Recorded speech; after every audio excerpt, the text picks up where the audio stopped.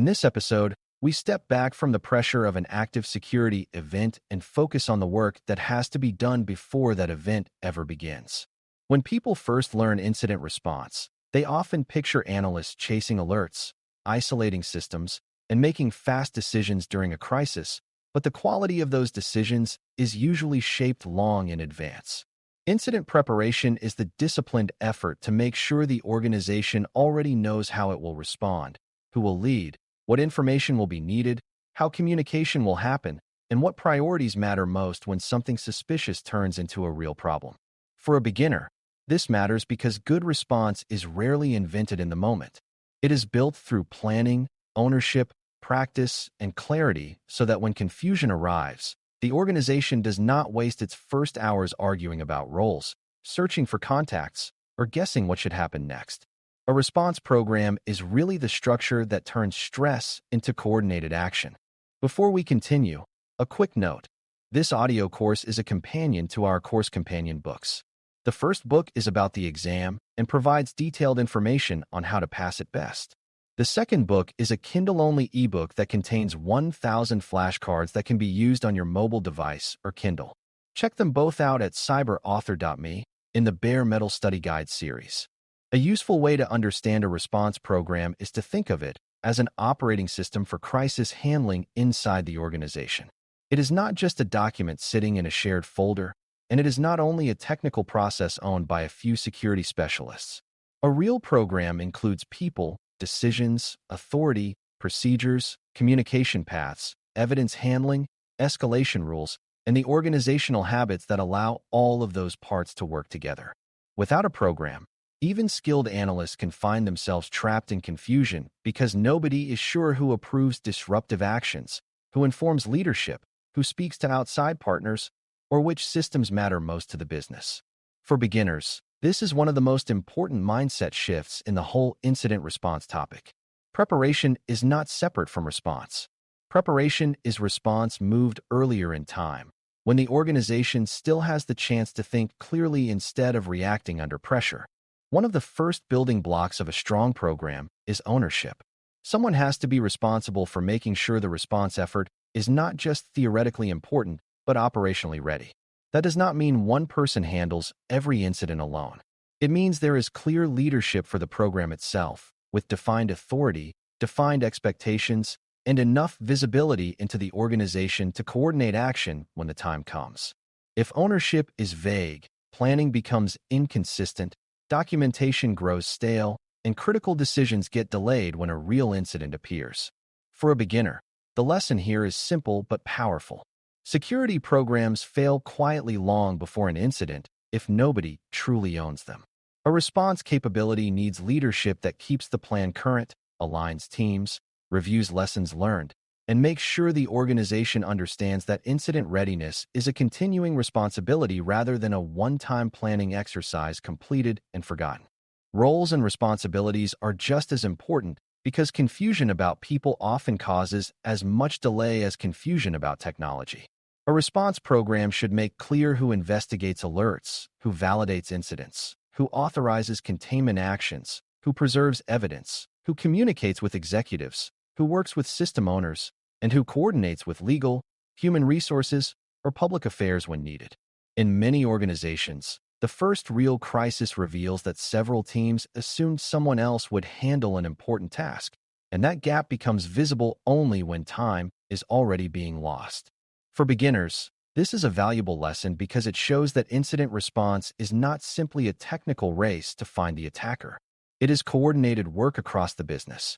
A strong program reduces hesitation by making responsibilities visible before the emergency begins, so that people do not have to negotiate basic accountability in the middle of an already stressful and fast-moving event. Preparation also depends on understanding what the organization is trying to protect and what kinds of incidents are most likely to matter. A response program cannot be equally detailed and equally urgent about every possible event, because not every system has the same value and not every type of activity creates the same business impact. Critical applications, sensitive data stores, important cloud services, identity systems, communication tools, and operational processes all deserve special attention because they shape how damaging an incident could become. For beginners, this means incident preparation is closely connected to asset knowledge and business context. If the organization does not know which systems are essential, who owns them, what data they hold, and how they connect to other services, then response decisions will be slower and less precise when something happens. Good preparation, therefore, begins with visibility. The team needs to understand the environment well enough to know what deserves the fastest protection and what disruptions the business can and cannot tolerate during a crisis. Another major part of building a response program is deciding how incidents will be identified, classified, and escalated. An organization needs a shared way to distinguish between ordinary noise, suspicious events, and confirmed incidents serious enough to trigger coordinated response. Without that structure, teams either underreact to meaningful threats or overreact to every unusual signal until people become numb and lose urgency. A preparation program should define what kinds of incidents matter, what severity levels mean, and what conditions require immediate escalation. For beginners, this is extremely important because response starts with recognition. If people cannot agree on when an event becomes a real incident, then the organization will stumble at the very first decision point. Strong preparation does not remove all judgment, but it gives teams a common language and a repeatable way to decide when they are dealing with a minor anomaly, a serious operational issue, or a security event that demands broader coordination right away.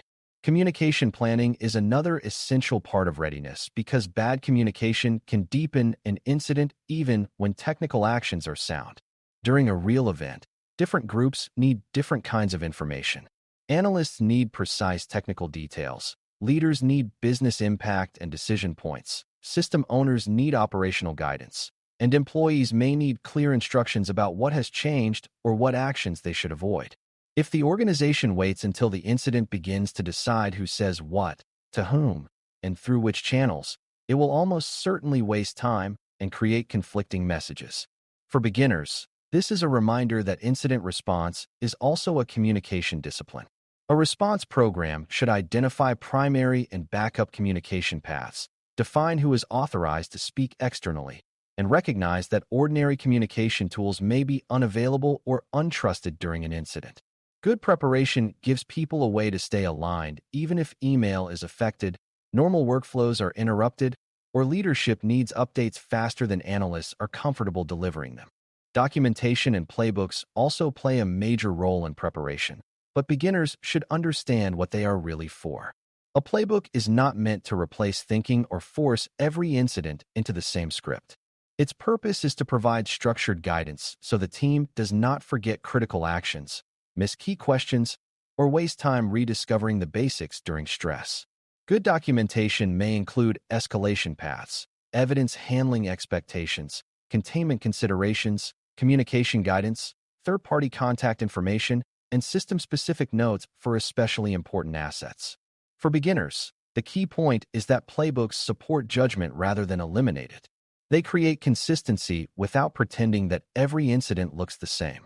A strong response program therefore keeps documentation practical, clear, and current. If procedures are too vague, they do not help.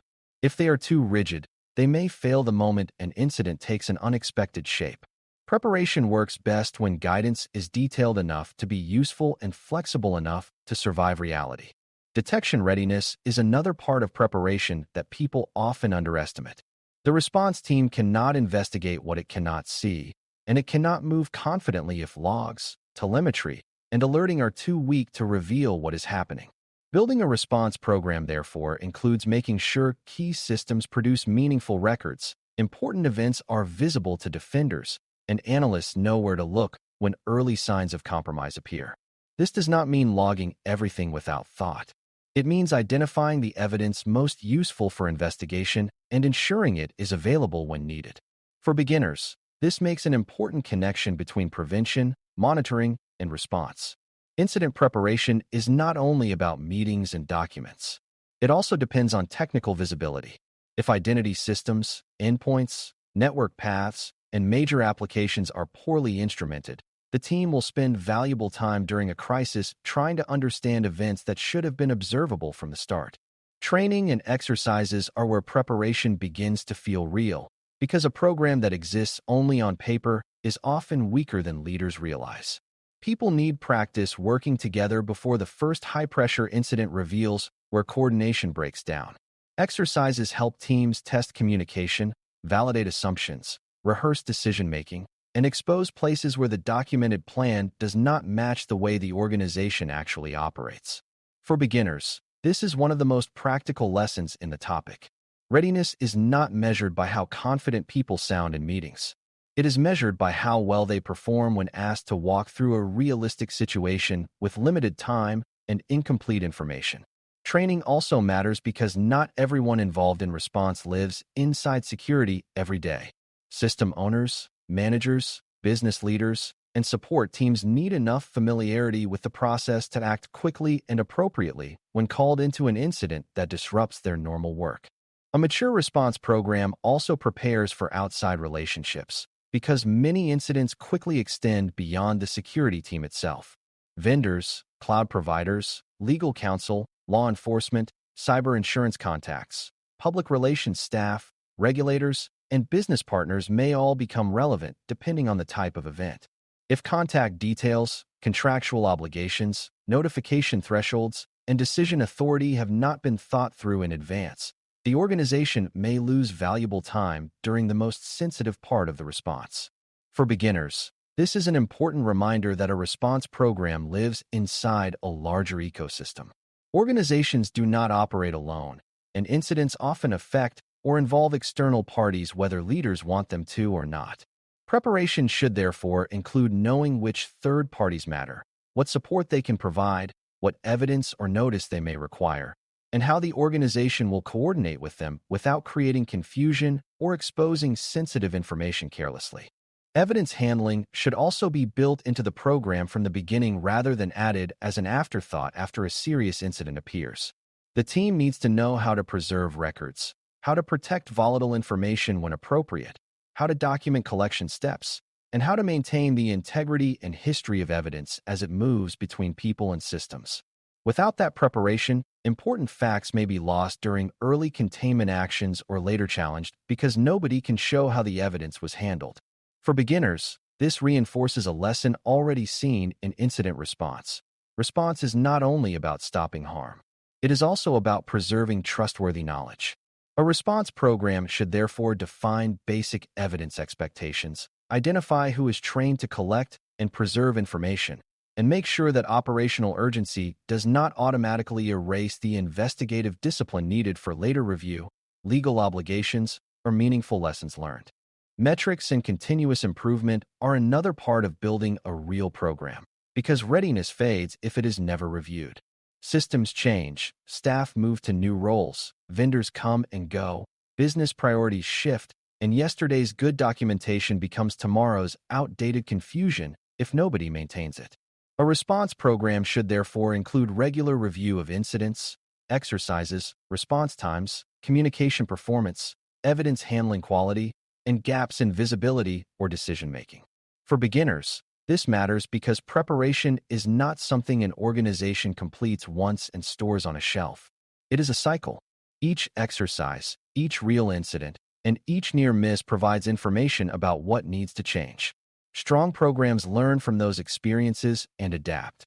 Weak programs repeat the same failures because they treat every incident as an isolated disruption instead of using it as a chance to improve the structure that will shape the next response.